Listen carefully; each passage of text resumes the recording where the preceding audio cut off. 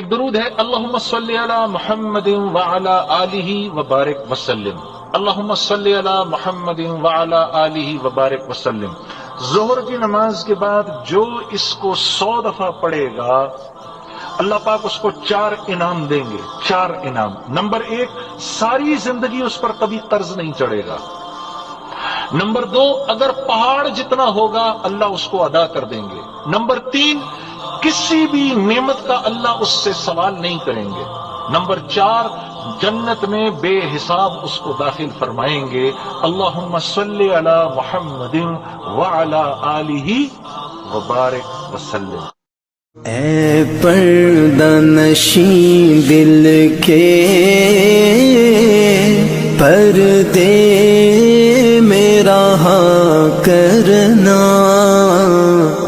جب وقت نظر آئے